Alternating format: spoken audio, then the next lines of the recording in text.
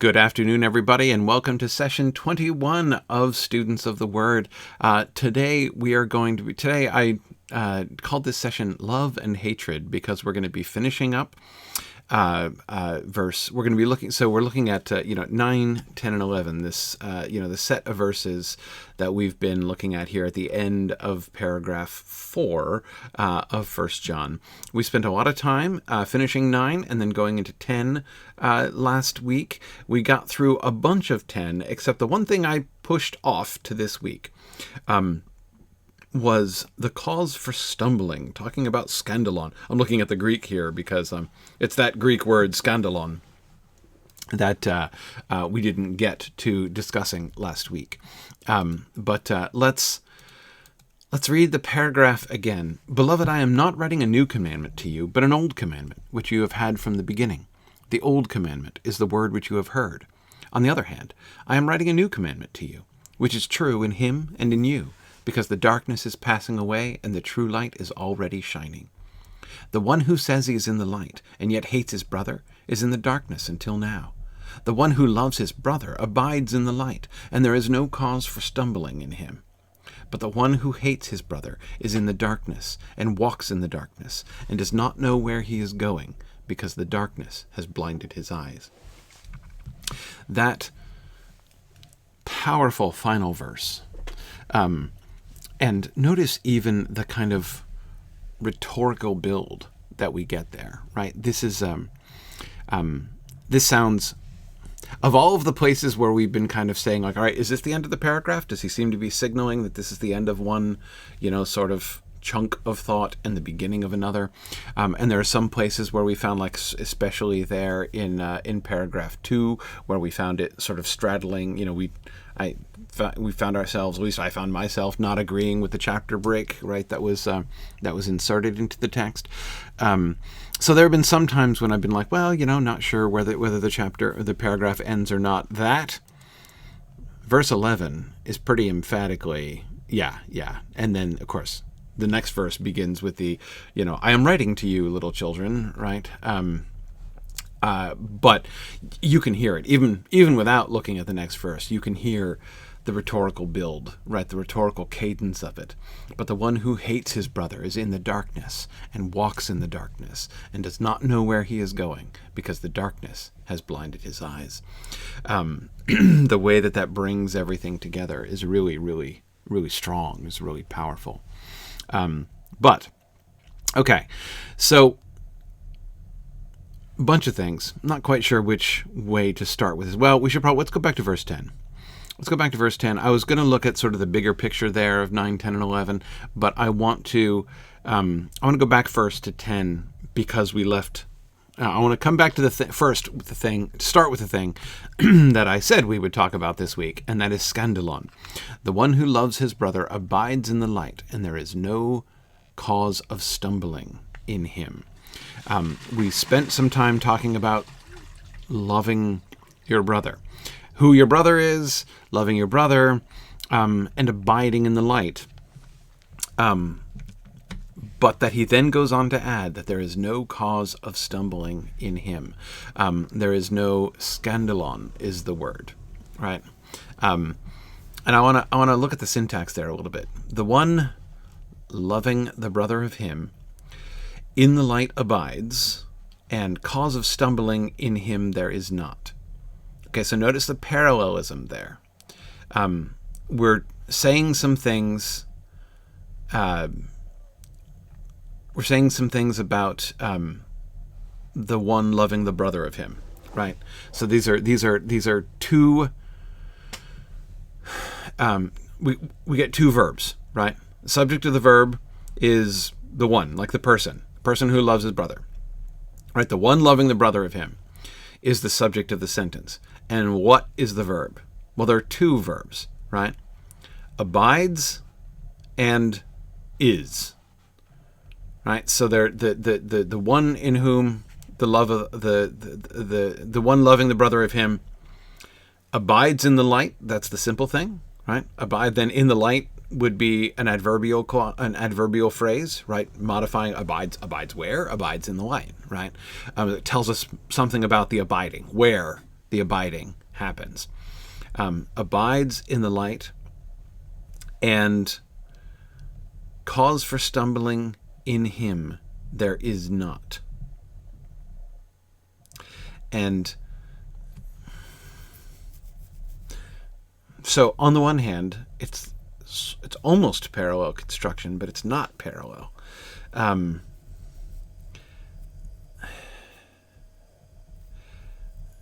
cause for stumbling in him not there is. Okay.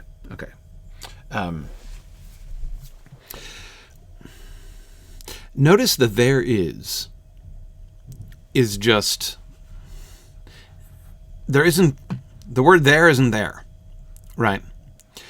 The word there is added here to make the English make sense, right? Because in English, we wouldn't do this. We would add another subject for that verb.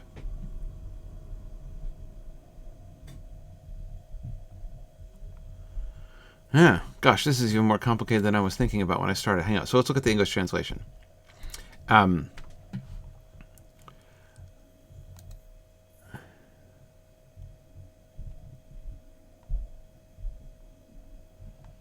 Yeah.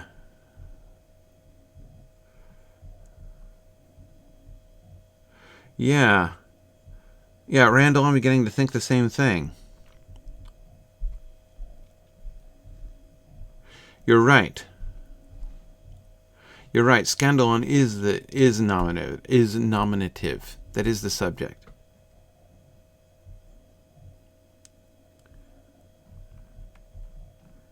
Yes, it's not parallel, exactly. Okay. And scandalon, subject, is not in him. Where is it not? It is not in him. Why is the there?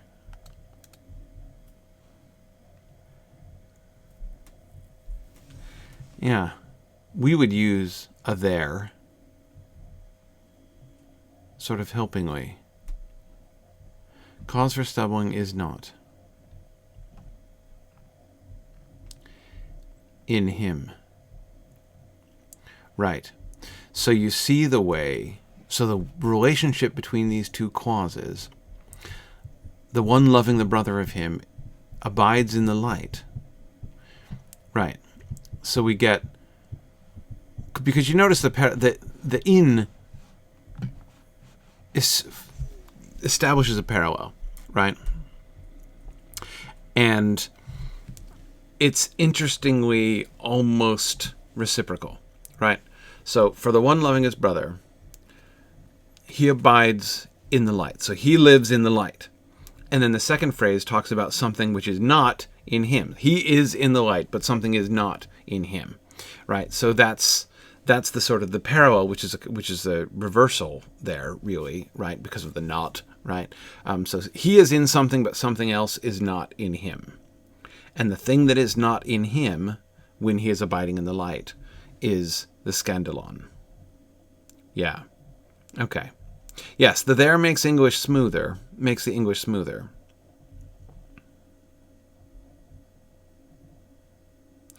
Right, an even less, it's funny. I'm sure, Randall, that any Bible translator would find my desire for an even less accommodating to the English translation than the New American Standard quite comical. Because, of course, the New American Standard and the King James both are, sort of famous for sometimes attempting to be so literal in their translations that the English is sometimes not even clear, because they're being so literal to the Greek or the Hebrew that they sometimes don't make a full compromise with English syntax and ways of speaking. Yes, the one loving the brother of him abides in the light, and cause of stumbling is not in him, would be literal. Yes, exactly.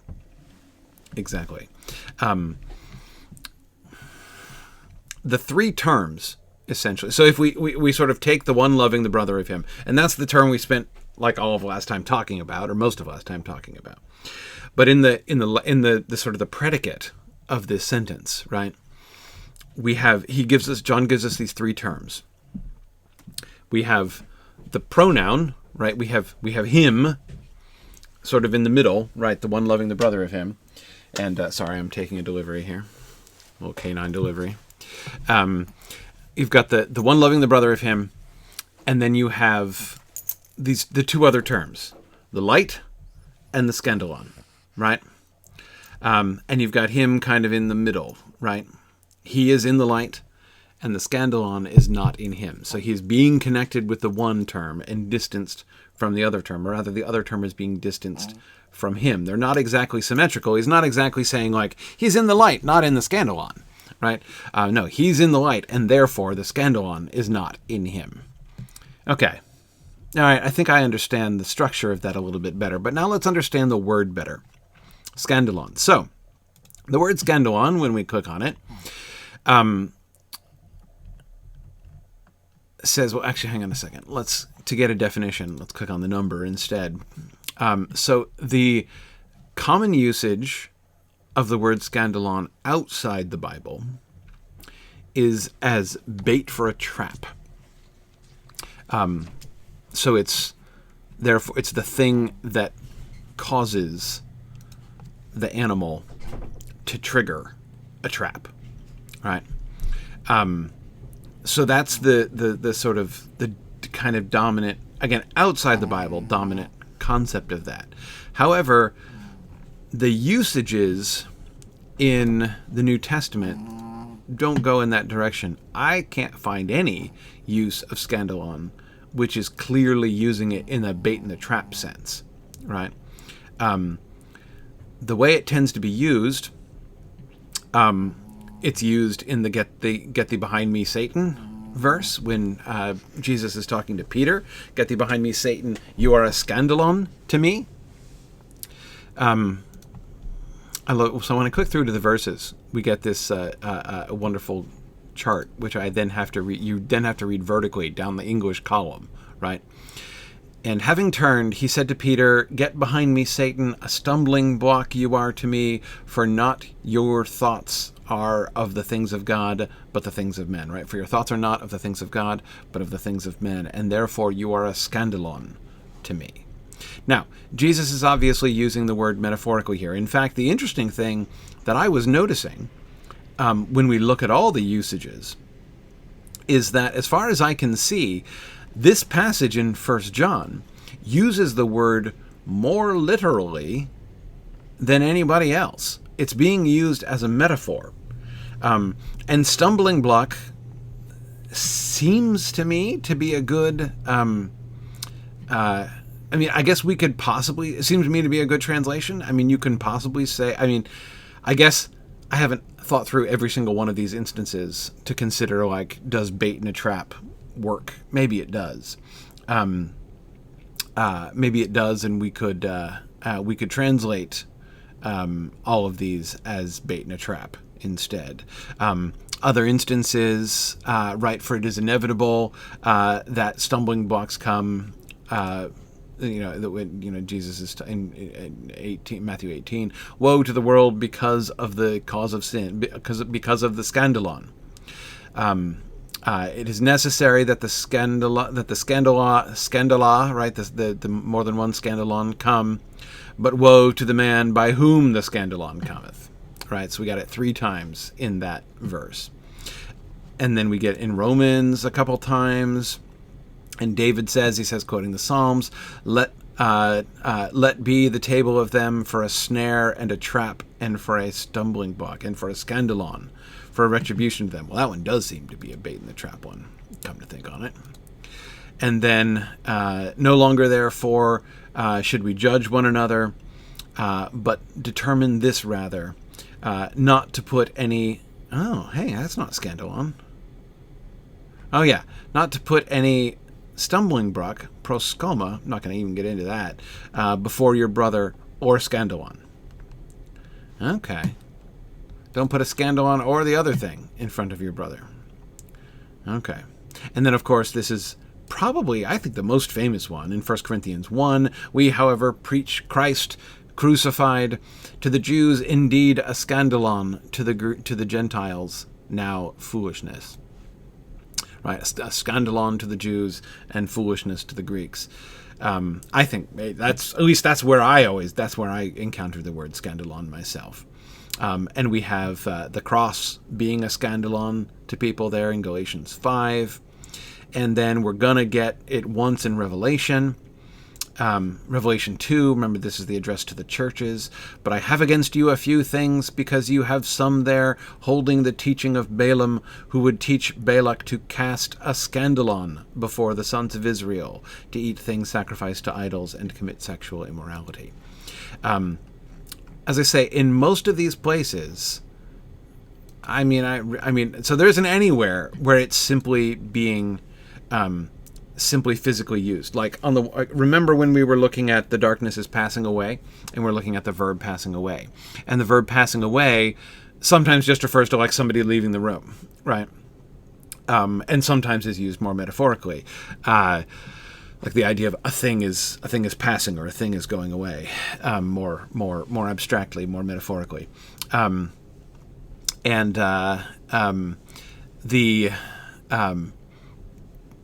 we don't, as far as I can see, get any instances of seeing the word scandalon being used just as a literal thing, like of somebody tripping on something, or of an animal going into a trap. So we don't have any clear grounding for it in that sense. But yeah, it is the origin of the word scandal as well. Yeah, ultimately. Yes. Okay, good. Thank you. Randall just said he just took a quick look at its use in the Septuagint. The Septuagint, you may remember, is the Greek translation of the Hebrew Bible. And the Greek translation of the Hebrew Bible, which was in I think it's safe to say, dominant use throughout the time, like the time when the New Testament was being written as well. So that's a really relevant and important one. And he says it's usually the use of scandalon in the Septuagint. It usually corresponds there to the word translated stumbling block in a figurative sense. Yeah.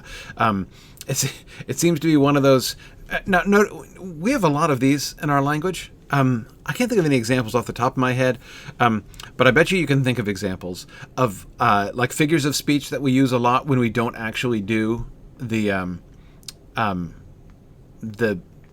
physical thing almost ever, but we use the metaphor all the time. Anyway. Yeah. Anyhow. Yeah, exactly. Randall points out that the majority of New Testament quotations from the Hebrew Bible are verbatim or almost verbatim from the Septuagint. Yeah, it's pretty clear that the authors of the New Testament were actually using the Septuagint in their looking at the Hebrew Bible. So yeah, very relevant source. Anyhow, okay.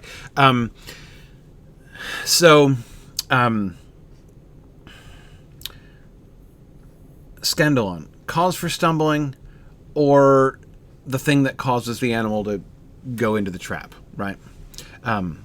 Either way, this is what is not in the one loving his brother. Because the one loving his brother abides in the light, right? He is in the light, and the scandalon is not in him, the cause of stumbling. So the metaphor here is clearly something that not just gets in your way. It's not just an obstacle, right? This is something that is going to hamper you significantly, right? If it's a stumbling block, that's the best case scenario, isn't it? A stumbling block means you're just going to fall on your face, which is better. I mean, it could be worse, right? You could be falling into a trap that will lead to your death. So one way or the other. Again, going back to the first example, the "Get thee behind me, Satan" passage, right? You are a scandalon to me. You are because of your attitude here, right? The attitude that you were just voicing, caring more about the things of God than the things of men than the things of God. That is a scandalon to me. It's going to cause me to trip, right? That's going to cause me to stumble. That's going to make me. It's going to bring me down, right? In this way, and this is why he says, "Get behind me." Right? Get behind me. I can't have you in front of me. I can't have you in my way, because you are not just an impediment. You're not just like a passive impediment, like a wall or something you have to go around, right? But something which, if I attempt to go forward, is going to make me stumble and fall, possibly fatally, right? Again, if it's a trap, right, which is gonna entrap you and kill you permanently, right? And that I think it's, in a sense, an extension of that metaphor. I think that metaphor, the scandalon metaphor, it seems to me to be why Jesus talks about getting behind him, right? It's an extension of that metaphor. It's the safest place to have a scandalon, right? To have either a trap or a stumbling block is on the path behind you, where you're not going to be having to worry about it anymore, where it can't trip you up. This, of course, fits very well with the reason I said earlier on that John's usage of scandalon here is, in a sense, almost more literal than in many other places, is that it is explicitly part of a metaphor of walking, right? Which he is going to be extending, which metaphor he's going to be extending in verse 11. Walking in the darkness and not knowing where you're going because the darkness has blinded your eyes. And he sets up that extended metaphor with the use of the word scandalon in line 10, fulfilling one of the functions. And this, of course, is referencing back to paragraph 2, right? Walking in the darkness versus walking in the light. That metaphor of walking and being led astray and things like that is a metaphor that John has already used, to which he's returning here.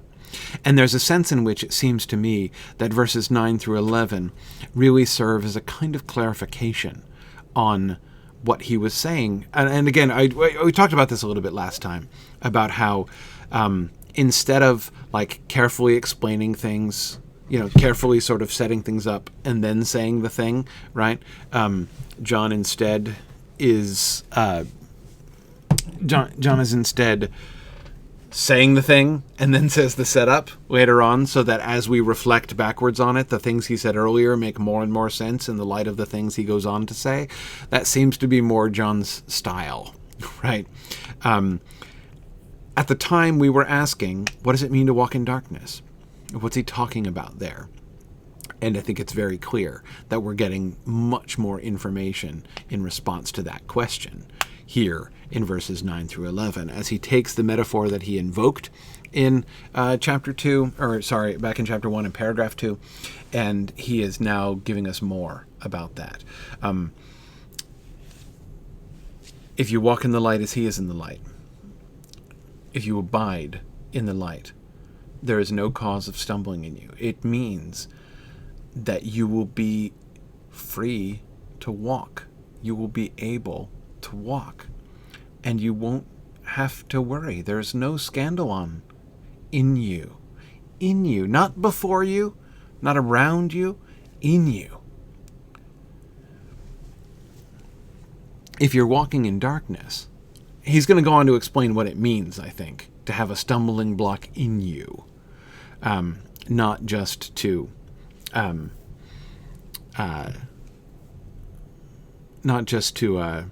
encounter a stumbling block, right? He doesn't just say, he could say, the one who loves his brother abides in the light and doesn't have to worry about stumbling blocks.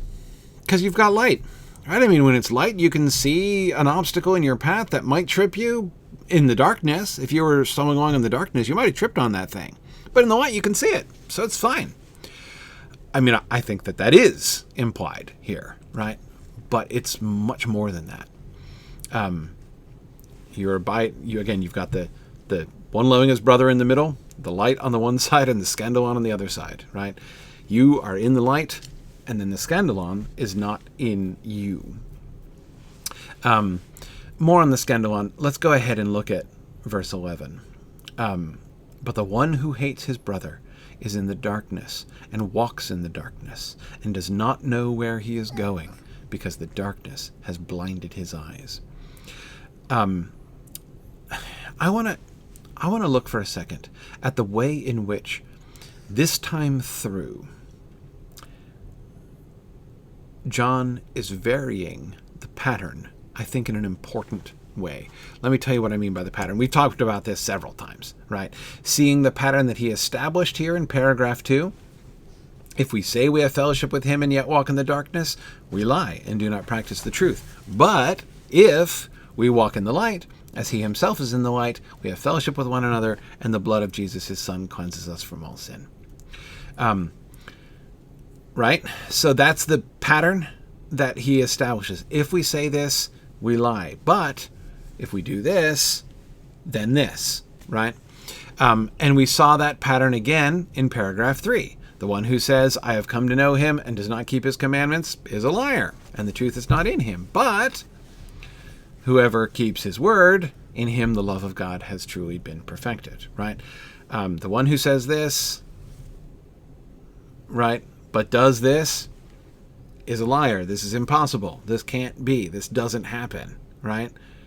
But whoever does the other thing, but if this happens, then this other thing is true, right? So we see that, not articulated in exactly the same way, but we see the same pattern there in paragraph 2. In paragraph 3, notice the pattern is not the same. The one who says he is in the light and yet hates his brother is in the darkness until now. That has the same general shape of the beginning. The one who says this, and yet this is true, it's all nonsense, right? Okay, sure. But now watch what happens afterwards. He doesn't just say, but the one who, but if this, then this, right? He does start that way. The one who loves his brother abides in the light, and there's no cause for stumbling him. But the one who hates his brother is in the darkness and walks in the dark. It's the third verse that breaks the pattern, if you see what I mean, right? He doesn't just give us, if your words and actions don't line up in this way, then it's all nonsense. But if this reality happens, then this is the outcome of that reality. Right, then this is what happens. You're cleansed of all unrighteousness. The love of God is perfected in you. Right. It first looks like that. Right. 9 and 10 do have that same shape, but 11 is different. The one who hates his brother is in the darkness. That is, he doesn't go back to it. If we, go back before. He introduces a new one, right? If we say we have no sin, we're deceiving ourselves. If we say that we have not sinned, we make him a liar, right? He introduces some new term, like he does it again in different ways. But he doesn't go back to walking in the dark, like in 6 and 7, right? He doesn't say, verse 6, if we say this and yet walk in the darkness, it's nonsense, right? But if we walk in the light instead, then we have fellowship and we're cleansed from all sin. And then verse 8, he doesn't return to walking in the darkness, right? He doesn't go back to that. He moves on. I mean, he's not changing the subject, but he moves on to a different pairing, if you see what I mean. Same thing the second time around. The one who says this, but his actions are this, it's all nonsense. But whoever keeps his word, in him the love of God has truly been perfected. And then in this we know that we are in him. He's Again, still emphasizing the sort of the positive thing. But he doesn't come back to, just as he didn't come back to, what about the one walking in darkness? What about walking? Can we talk more about walking in darkness? No, he's not interested in talking about walking in darkness in the second paragraph. Can we talk more about not keeping his commandments? No, he's not interested in that, right? He's going to tell us, he's emphasizing, again, sort of like the positive thing. Here, we do return to it. And what we get, therefore, is instead of just like essentially a kind of a 2-verse pairing, right? With the nonsense thing in the first verse and the like deep and powerful truth, the deep and powerful cause and effect, right? In the second verse, he gives us that. And then he gives us a third verse, which is set in parallel to that second verse. The one who loves his brother abides in the light, and there is no cause for stumbling. But the one who hates his brother is in the darkness and walks in the darkness and does not know where he is going, because the darkness has blinded his eyes. Do you see what I mean by saying, because he's not exactly changing the pattern. He's adding something. He's giving us something new. And this verse is this new thing. He's not gone back to the negative thing. But here he does. And I think it's significant that he does this in the moment in which he is, as we've been discussing in the last couple sessions, making it more practical. Right? Again, looking back at the other two examples, walking in darkness, walking in the light. Powerful, but vague, right? I mean, can be applied in many different ways, open to application in many different ways, but he doesn't spell out any of them. He's not talking about any particular thing explicitly, just walking in darkness, walking in the light. In the second time, right, in the third paragraph, keeping his commandments. We're a little bit more specific there, right? But again, like whoever keeps his word is still like vague, if you see what I mean, right? He's not actually talking about those commandments themselves. He's talking about like the package deal, right? The whole big picture there, still big picture. Third time through, it is much more specific, right? It's like we're coming back to the same idea and saying, okay, let me be more particular here. Let me give an illustration, but it's not just like a random illustration. It's not like a sort of an arbitrary hypothetical scenario, right? Like, okay, so the person who, like, I don't know, does a really specific thing, right? Like the person who steals something from somebody, but like it's not that kind of scenario, right? And yet it's much more specific. We're talking about an action. We might be able to look at, it's possible, if we had nothing but the first two pairings, we might be able to say to ourselves, well, walking in the light, yes, I think I'm generally walking in the light, right? Walking in the darkness, no, that's not me, right? Because it's vague. You know, there's a lot of scope there. Keeping his commandments gets a little bit more in our business, right? But again, still like, oh yes, I on the level, on the whole, I think I keep, the Lord's commandments. So yeah, cool, great, right? I think I'm still fine. There's a more specific action here, right? And that is hate. He who says he's in the light and hates his brother. Do you hate your brother? Do you act hatefully towards people? This is getting much more up in our business, right? Much harder to temporize with, should we be so inclined to do that, right? So at the same time, though, that he's doing that he's making it in this way more concrete, he also lays out the dark side, quite literally, the dark side here, right? He does the same thing at the beginning, right? If you say this, but you act like that, if you say you're in the light, but you actually hate your brother, nonsense, again. But, and notice also, like, in laying these out, it's not an if-then clause. He doesn't explicitly say. He doesn't say if, then. The word if doesn't appear in verse 5 of chapter 2 and the second time through. But whoever follows his love, in him the love of God has truly been perfected. It still has that same kind of logical flow to it, right? If one does this, then this happens, right? Here, we do get that same implied kind of if-then, right? Like, if you love your brother, then you abide in the light, and there is no scandalon in you, right? And the scandalon is not in you. But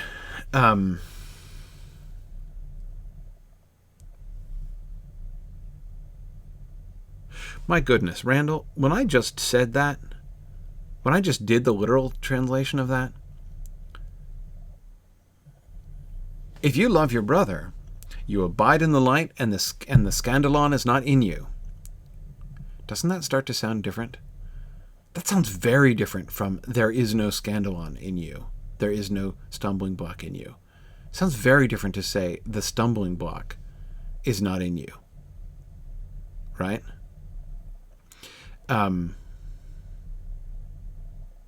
Yeah, that feels super different. And that's what John actually says. And the scandalon is not in you. Right? I mean, he doesn't use the definite article. How would that work? Randall, I know nothing about this. The definite article, they have unlike Latin where there are really no articles, we have an article in Greek. No scandalon is in you. Yeah, exactly. No scandalon is in you. Yes. Well, but it doesn't exactly say that either, right? Scandalon is not in you, is not in him, right?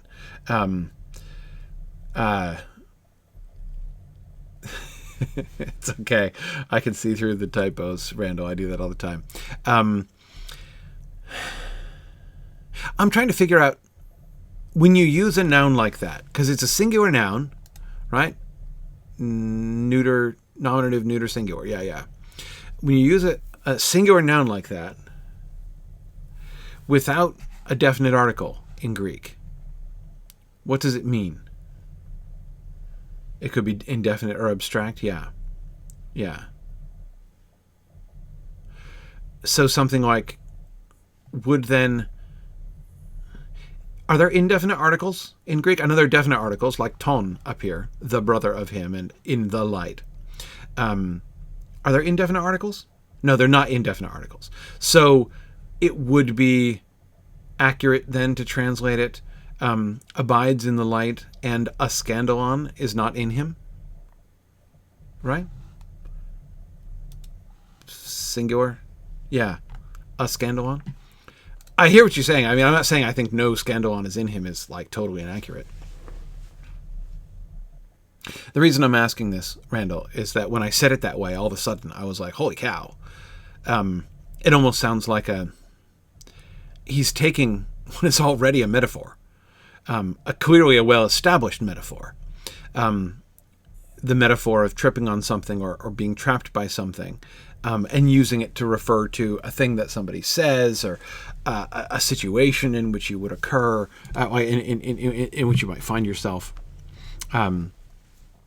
Don't create a scandalon for others. Don't create a cause for them to trip or stumble or become entrapped, or something in which they might become entrapped. So that's clearly used sort of dominantly in that metaphorical sense.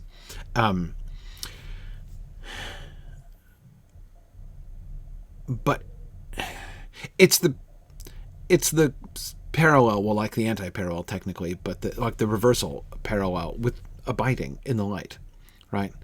The one loving his brother abides in the light, and a scandalon does not abide in him, right? Is not in him. Yes, is not in him, literally. A scandalon is not in him, literally. He abides in the light, and a scandalon is not in him. That is not... Nobody else in the Bible is using the word scandalon that way. Like, to say a scandalon is in somebody. Right? They're saying, don't be a scandalon. Like, you're being a scandalon right now. Knock it off, Peter. Right? Paul telling people in Romans, like, don't be a scandalon. Don't create a situation that's going to be a scandalon for people. To Paul saying in Corinthians, Jesus crucified, Christ crucified is a scandalon to the Jews and foolishness to the Gentiles. Or that the cross is a scandalon, as he says, where was that? Galatians. But nowhere is anybody saying a scandalon is like in you. It's always outside you. That's the whole point of it.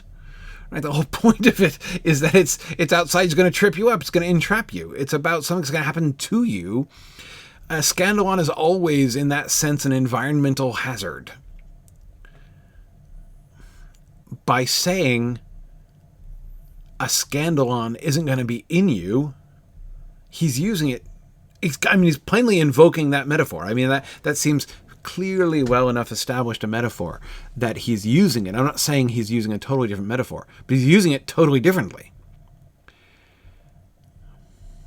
The cause of stumbling. Saying you won't trip yourself up? Yeah, in a sense. I mean, yes, but I think he's saying more than that.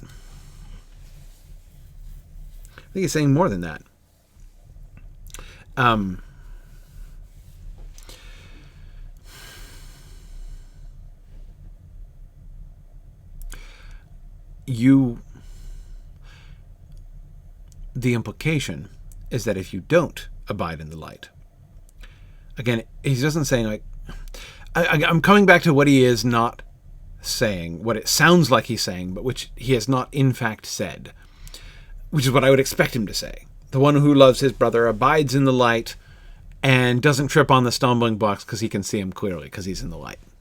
Right? Like, that's what I would expect him to say. That's what it sounds like he's saying. And I'm not saying that's not part of the meaning. That's certainly true, right? One of the good things about abiding in the light is that you will see the causes of stumbling before you have a chance to stumble on them. You will see the traps. You will see the tripwires. But that's not what he phrases it. How he phrases it. It's not what he says. They won't be in you.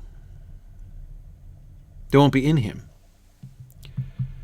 Which could mean you won't cause yourself to stumble.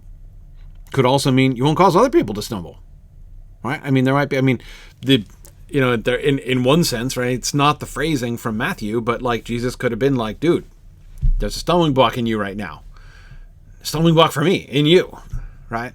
Again, that's not the way it was said there. But again, but presumably that might be one of the senses of this idea of having a stumbling block in you. Is that you would then be, you would be a stumbling block for other people, as well as yourself. Yeah. But I wonder even,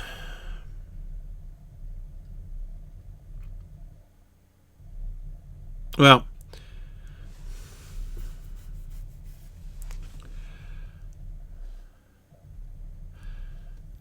let's hold on to this. We'll be alluding back to, just as I keep alluding back to the earlier paragraphs, we'll keep alluding back to this as we go on. I think there's some stuff in the future that lies in our future here in 1 John that might cause us to look at that verse in even more interesting ways.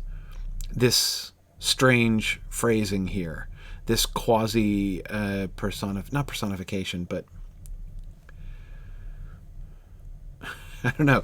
It's like he's taking, there's the physical thing, and then there's the metaphor of the thing. And then he's taking that metaphor and, like, I keep wanting to use the word personifying, but it's not exactly personifying. Shifting its ground again, making it a thing inside you, a part of you, a thing that would be a part of you if you weren't abiding in the light. Yeah. Anyway, but he goes on to explain what that looks like. We get the counter, right? So again, the shift in the pattern, we get that if-then sort of thing here in verse 10. Got distracted by like noticing the scandalon thing. Just saying it again, as I said. But anyway, okay, sorry. We get that if-then pattern implied in verse 10, but then we get verse 11 as well. And so when you get verse 10 and 11 put next to each other, he does what he did not do the first two times, and that is give us the two scenarios right next to each other, right? Let me show you what the positive looks like, which he was doing before, right? Fellowship with one another, blood of Jesus cleansing all your sin, and love of God perfected in you, right? So we got the description of the positive, but now he's laying right alongside that positive description the negative one. Back to the hating your brother business, right? And the being in the darkness until now. But the one who hates his brother is in the darkness and walks in the darkness and does not know where he is going because the darkness has blinded his eyes. Let's just scan through the Greek here and make sure there's nothing that we're missing here. The one, however, hating, mizon. So mizon is being given as the opposite of the where were we here in the one loving, agapon, right? We got the agape. So mizon and agape are given as opposites here. The one, however, mizon, hating the brother of him, in the darkness is, just like in the light, abiding in the light, is in the darkness, and walks in the darkness. So he is in the darkness, peripetai, right, walks around in the darkness. I remember this came up before, peripetai. Right, I bet I can get it right from here if I click on it, but we're going to get a whole boatload of examples because it's a common word. Yeah, too many to appear on here. Let's not look at all 96 occurrences. Anyway, in 1 John, we got peripetai earlier on. And weren't we talking about the difference between that walking verb and other walking verbs? Walkabout. Right. Okay, yeah, it's right. Walkabout. Walkabout with that tendency to use that metaphorically for to behave or to conduct oneself, as Randall says. Yeah. Okay. So the one hating the brother of him is in the darkness and walks in the darkness and does not know. Oiden. Is that oi? Oiden? Oiden? Oi, right? It's oi? Oiden. What,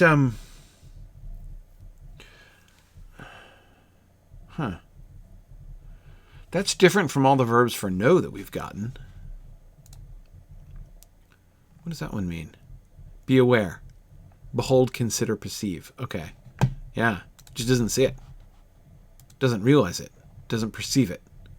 As opposed to the knowledge we were looking at, like back in paragraph 3, right, about coming to know him.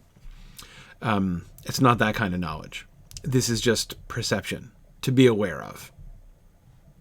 This has showed up on your radar screen, right? This seems to be this kind of knowledge. Feel free to correct me if I'm wrong about that. Okay. Right. So it mostly means like have. It comes from the verb see. Okay. Right. It's an Indo-European thing. Aren't they all? Okay. So he is not aware of where he is going because the darkness has blinded the ophthalmos, the eyes of him. Okay. Etiflossen.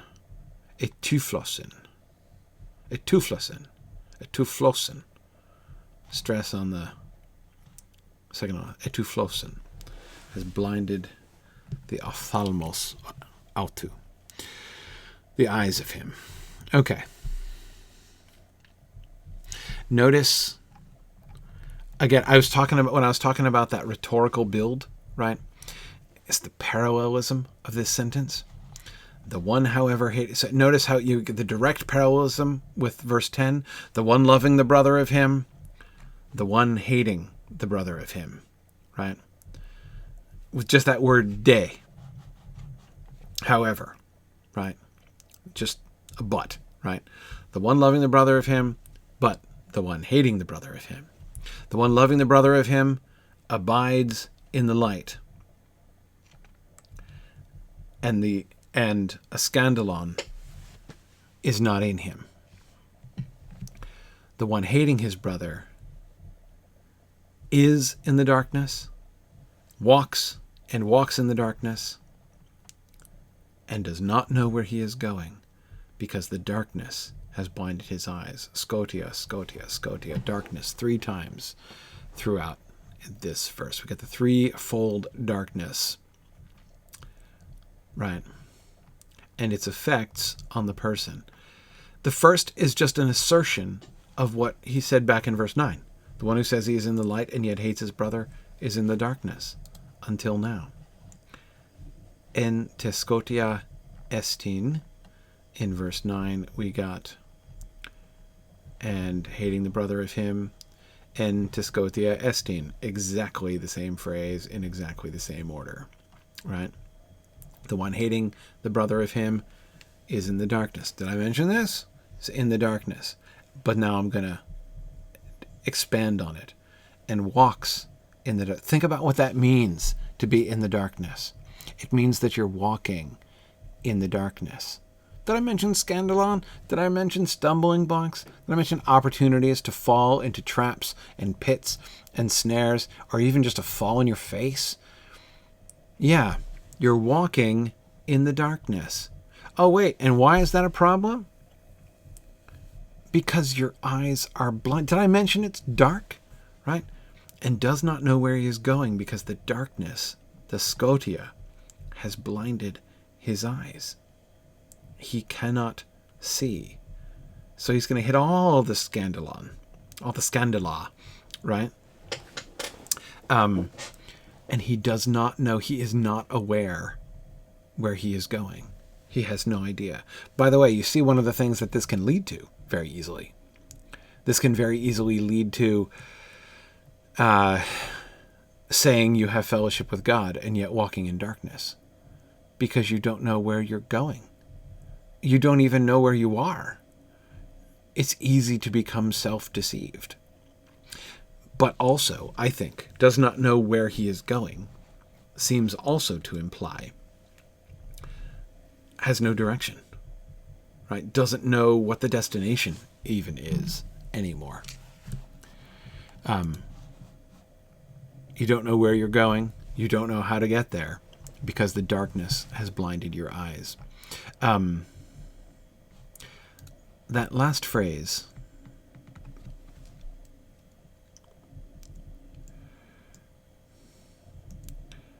sorry, I'm looking back over the negative statements in these if-thens.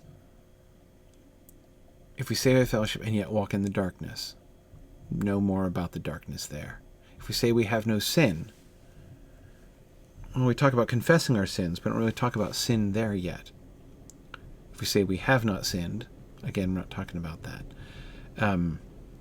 We talk about sin then at the end. If anyone sins, we have an advocate with the Father, being a propitiation for our sins and the sins of the whole world.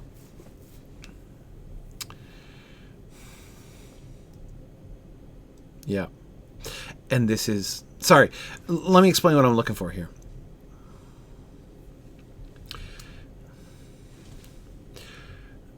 The emphasis on the words is on the concept, on positives and negatives. Let me explain what I mean by that. When I use the word positive and negative, I try to use that. Sometimes people use positive and negative meaning good and bad, right? Like a positive thing is a good thing and a negative thing is a bad thing. I try not to use it in that term because the logical usage of positive and negative are very, very helpful, and I try not to lose those. Positive meaning a thing that exists, and negative meaning, like, so positive meaning the presence of a thing, absence meaning or negative meaning the absence of a thing, right?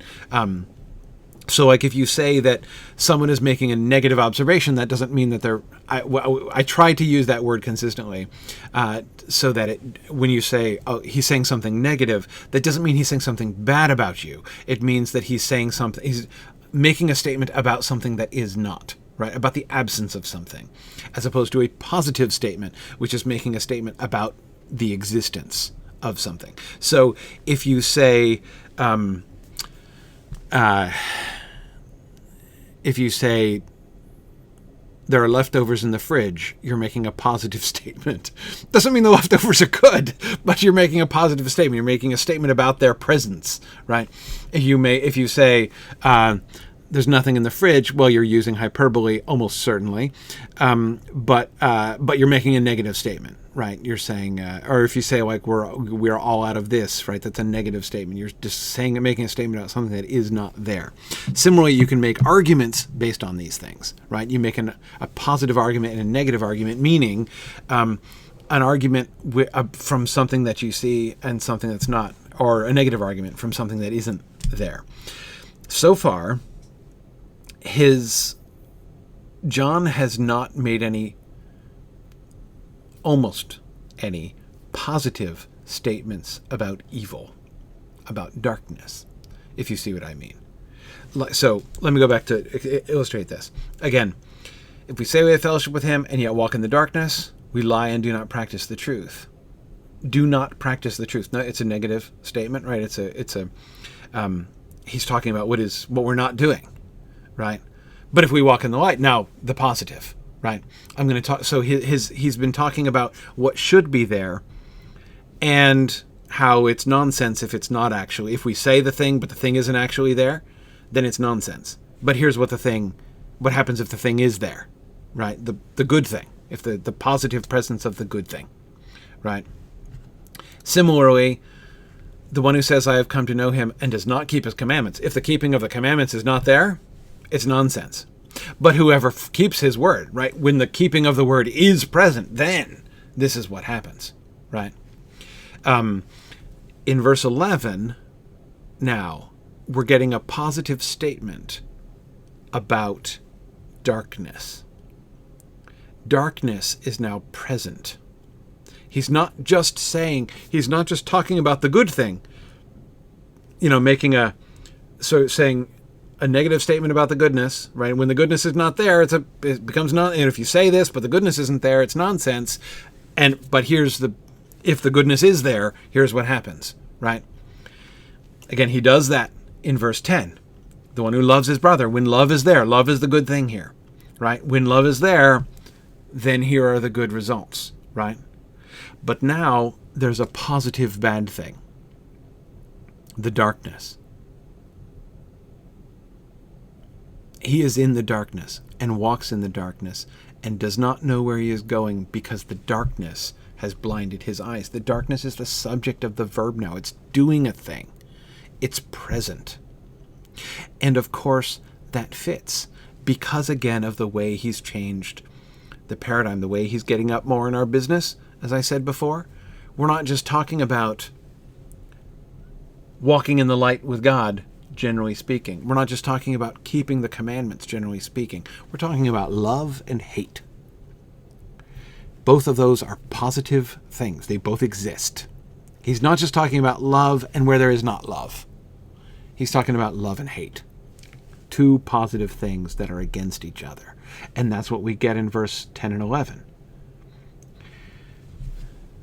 If you say the one thing, so in a sense he has deviated. He doesn't just say, if you say this thing, but it isn't there, it's nonsense. It's like that, but he's taken this step further.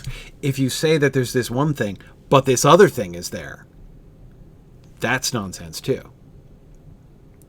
But it's nonsense. It's a different kind of nonsense, right? Well, I don't know if it's fair to call it a more dangerous kind of nonsense. They're all pretty dangerous, but this is why then we get both verses 10 and 11. Let's look at both sides, because he's talking about not just the good thing that should be, or maybe it's not. He's talking about a good thing and a bad thing, love and hate, If you hate your brother, you're in the darkness until now. So verse 11, but the one hating his brother, just like the one loving his brother, they're parallel, both positive statements. One about a good thing, one about a bad thing. The one who hates his brother is in the darkness and walks in the darkness. Those are both fairly neutral. And using the word darkness, like we saw before, like walking in darkness. In him there is no darkness at all, and yet walk in the darkness, right? Now I'm thinking about in him there is no darkness at all, like there is a scandalon is not in him. Anyway, okay. In him there is no darkness at all, yet walk in the darkness. The darkness, the scotia, was always the opposite of the phos, the photi, right? The light.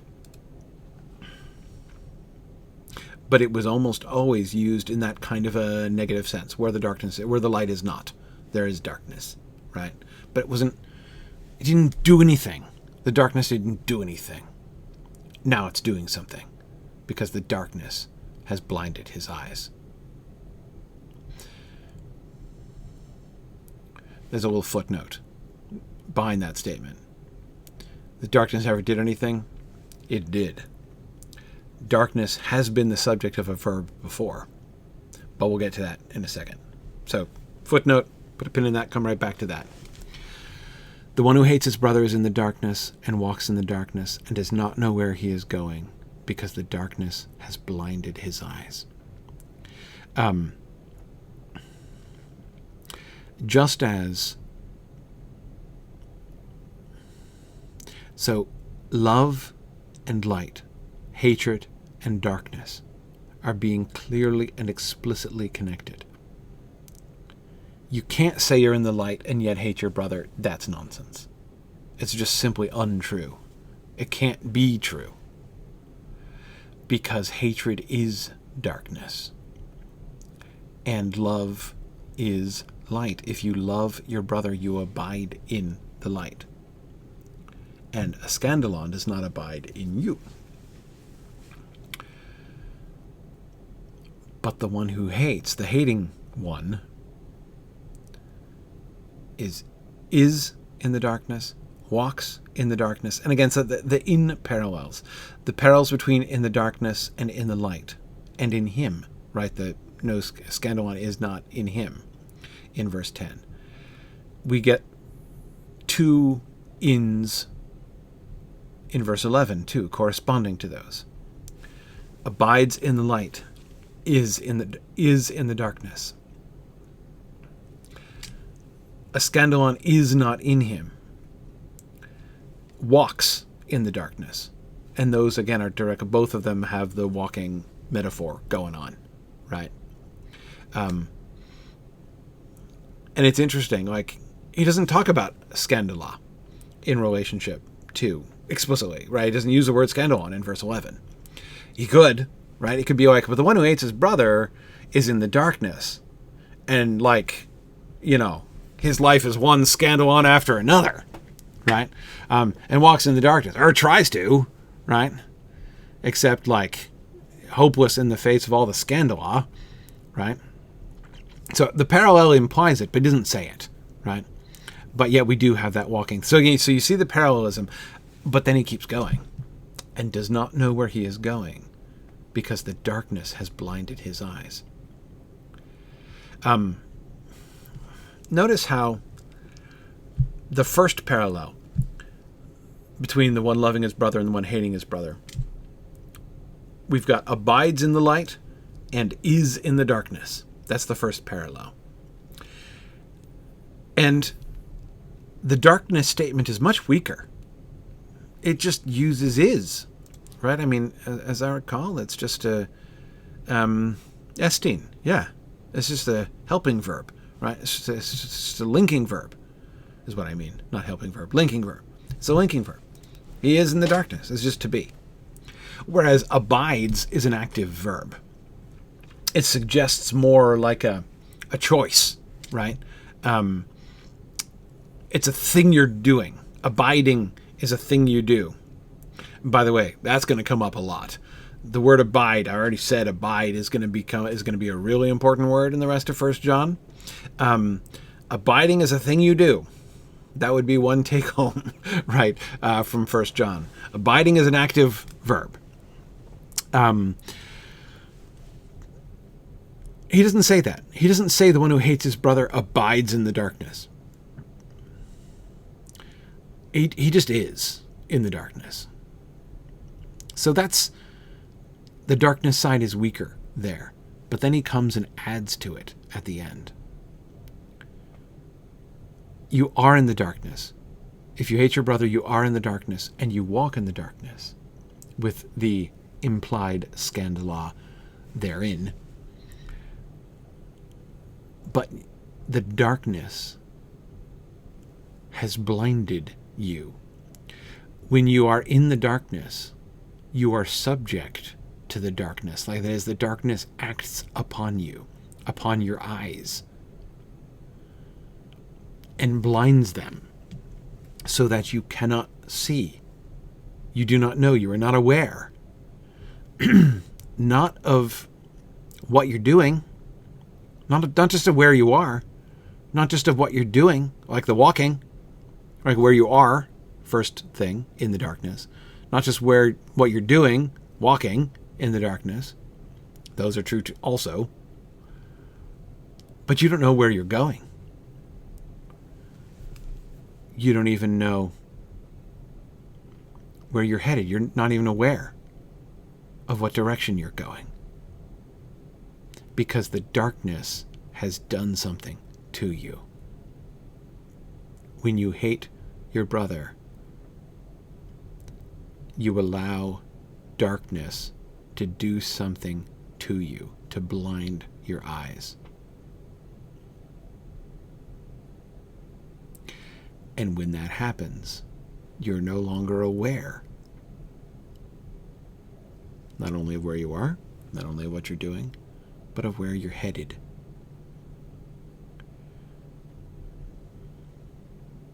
Whereas, when you're loving your brother, a scandalon is not in you. A stumbling block isn't there inside you. You're not carrying it around with you. Yeah, I still find that so striking. Okay, now let's go back. The other time. When was the other time darkness has gotten a verb? Do you remember? Hint, it's right there. Verse 8. Yeah. On the other hand, I am writing a new commandment to you, which is true in him and in you, in Jesus and in you, because the darkness is passing away and the true light is already shining. The darkness is passing away, and the light, the true light, is shining. And we talked about that a good bit.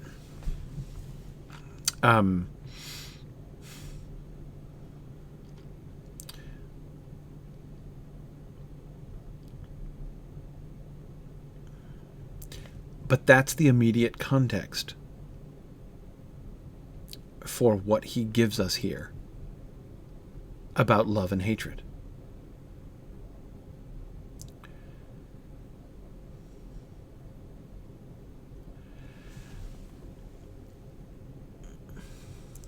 I am writing a new commandment unto you, because the darkness is passing away and the true light is already shining.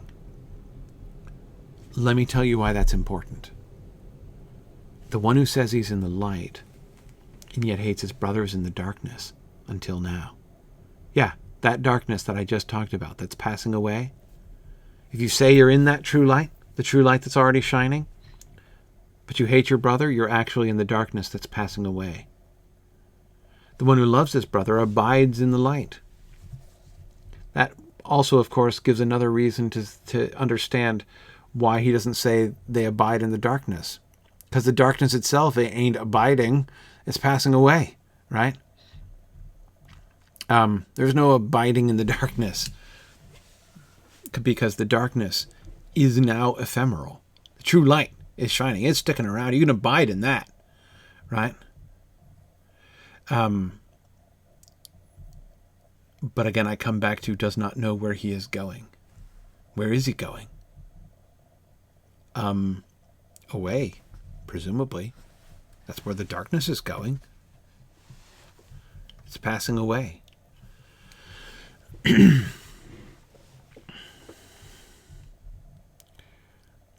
one who hates his brother is in the darkness and walks in the darkness and does not know where he is going because the darkness has blinded his eyes.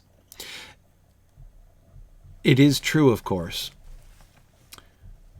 as Randall was pointing out, that darkness, that walking, that peripatetic verb, peripatai here, is very frequently used as a metaphor for your actions, your behavior, your life, right?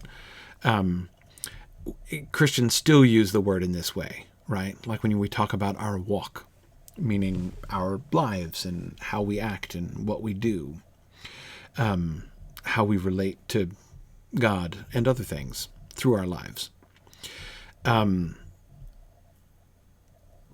let's not forget, verse 8 has the light stationary and the darkness in motion. And verses 10 and 11 show us the loving person stationary and the hating person in motion. That walking in the darkness, I think, is not just, again, the usage of the walk in that metaphorical sense is too pervasive for there not to be that kind of overlay in that phrase, right? There's no question that, he is saying on one level, he is definitely saying the walk of your life will be a walk in darkness, with all of the dangers attendant thereunto, all of the traps, all the things you're going to trip over or bump into, all of the things the traps that you're going to fall into. Yes, that is true. But in the context of this paragraph, walking at all is bad, right? The light stays. The darkness is going away.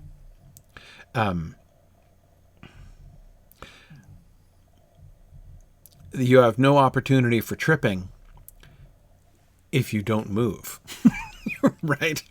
That is unmistakable. That is irrefutable.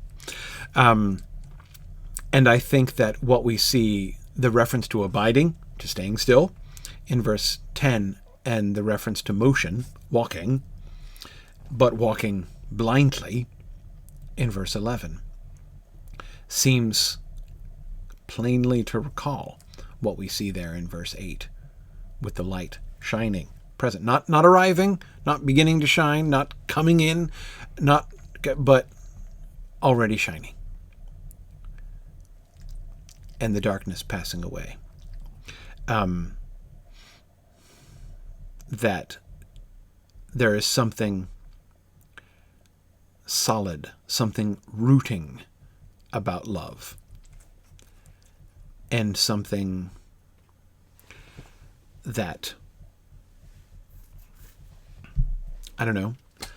draws you into motion, right, about hatred. Keeps you from being rooted. The light is here. If you stick around, you'll be in the light, right? But if you, but it's in the darkness that you're in motion. So walking here, so Devora, you could say that walking here is like the idea of wandering, but again, I think wandering implies like everybody's in motion. The question is, it's like a different metaphor, a very common metaphor, even a more common metaphor, I think, that like life is a journey, right? We're all walking, like we're walking whether we want to walk or not, right? Just as time marches, as we say, inexorably on, so we're all walking on this journey of life. And the question is what path we're choosing. right? Whether we're tripping over stuff, whether we're falling into traps along the wayside. So yes, that in that sense, you've got the like walking the, the straight, going through the straight and the narrow door, right? That kind of thing, versus wandering off the path. Like Bilbo and the dwarves in The Hobbit. Not exactly like that, perhaps, but a little bit like that, actually. However, that seems to be, he's not using that metaphor at all, I think. In this paragraph, he seems to have, he seems to be inviting us to think about it completely differently. Not as walking. Walking is not the dominant metaphor. The light is already shining. Notice even the business with the command, like he starts off in verse 7 talking about the thing which you've had from the beginning, the thing which has never moved, the thing which has always been. This idea of like rootedness and unchangingness and abiding is dominant from the start of this paragraph, right? That's the good thing. The old commandment which you have had from the beginning. The word which you have heard is from the beginning. God himself is not a walk. He's not a journey. He is, right? And he has been from the beginning. He has abided from his abode, abided from the beginning. I almost never use the past tense. The past participle of the word abide. Anyway, and just as the true light is already shining. Of course it's already shining, right? From the beginning, it's been shining. From, let there be light onwards, it's been shining, right? But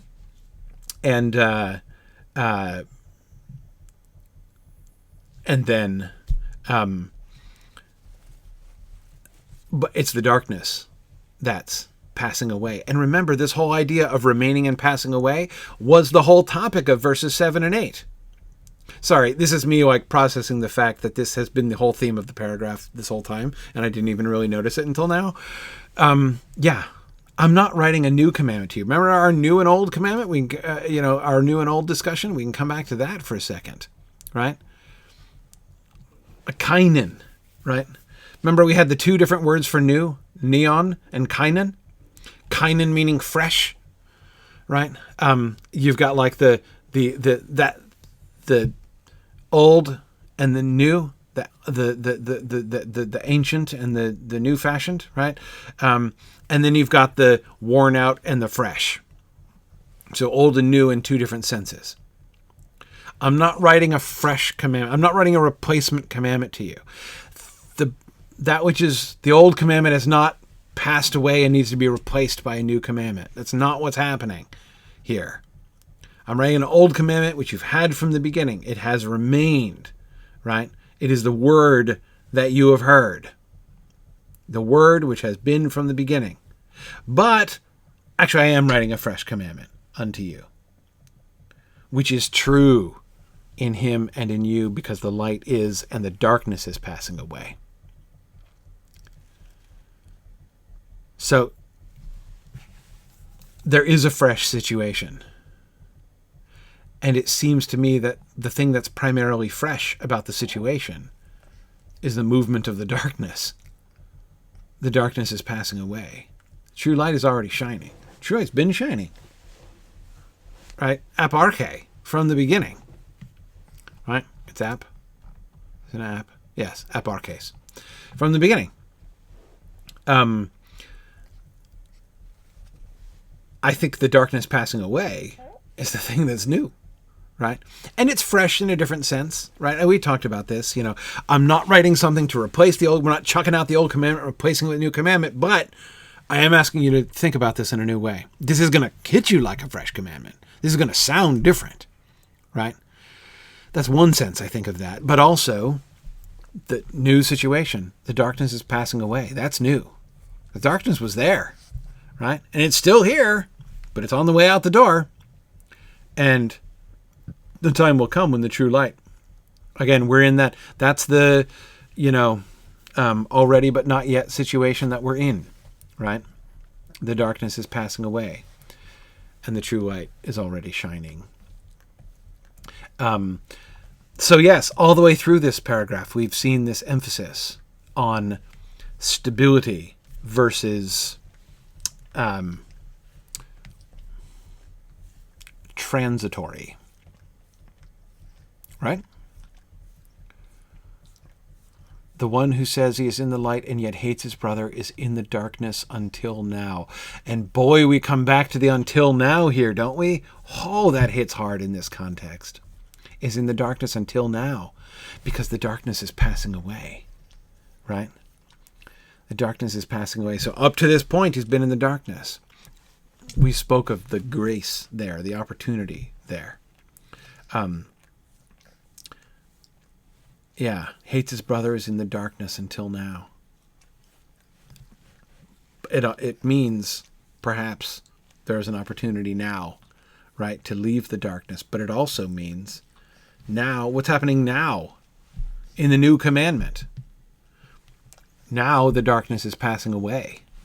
Yeah, that's the danger. It's the opportunity, right? The until now, there's grace in the until now. There's also warning in the until now, isn't there? Well, now the darkness is passing away. You going or staying, right? If you're hating your brother, you're going badly, stumblingly, trippingly, cluelessly. But you're going, you're walking. You don't know where. You don't know why. You're not doing it well. But you're going. You're not staying.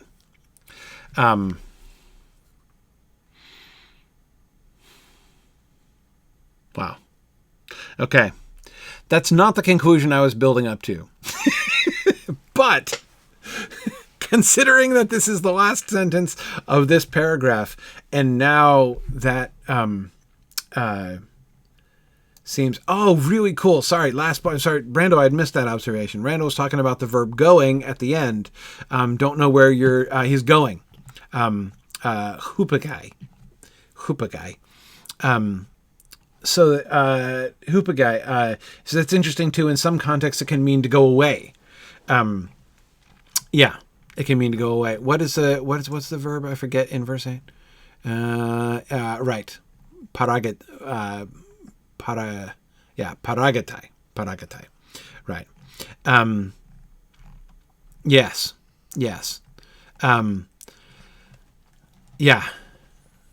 Right. Doesn't know where he's going. Right. He's going somewhere. He's going away. He's going somewhere. Yeah. No, I think I'll leave it with that. I think talking about remaining and passing away, that does seem to be really, again, he's been talking about that for all 5 verses, though I didn't realize it until now. There's more I want to say about love and hate. That's what I was kind of building up to. The negative and the positive and the negative. No, darn it. The good and the bad, both positives, right? The positive and the positive. The fact that we're not doing positive and negative, but that we're doing the 2 positives, the one good positive, the one bad positive, love and hatred, and more about those things. I think we should think a little bit more about love and hatred before we move on to paragraph 5, because love is spoiler, little 1 John spoiler here. Love's going to come up a lot. Love. He's just started talking about love very recently.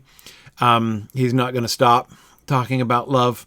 So it's important for us to think. The fact that he is really first bringing up love.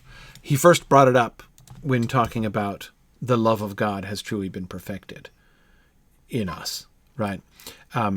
But now we have love and hate. So I think we should think more about those. By the way, you see, Devorah, see how in verse 6, the one who says he remains in him ought to walk himself just as he walked, right? They're the walking, right? That's, is that the peripete? I bet that is. Peripete. Yep. Both of them. There he's clearly using the word walk in the traditional metaphor, right? Walking is not bad here, right? You're supposed to walk just as Jesus walked. So you can see it's not like he's not using that. In fact, but having just used it, he then shifts it, right? And is now kind of inviting us to think about, to still use that again. That's why walking in the darkness can still be used in that sense, the same sense in which it was being used in verse 6. If you walk in the darkness, right? It can still mean that. It can still mean walk in this sense of just to act, to behave, to live your life, right? But in the larger picture of this paragraph, it has this new context in which not walking is not the thing, abiding is the thing, and walking in the darkness begins to mean something else, something new. Anyway, okay, all right. Awesome. Let's end there. Again, we'll talk a little bit more about love and hatred at the beginning of next time, and then we will move on to paragraph 5. Wow, huge progress! Look at it'll be only the 22nd meeting, and yet we're already on paragraph 5. That's enormous. Okay, so we will do that. We'll do that next time. Thanks everybody for joining us, and I will look forward to talking to you guys next time. Bye now.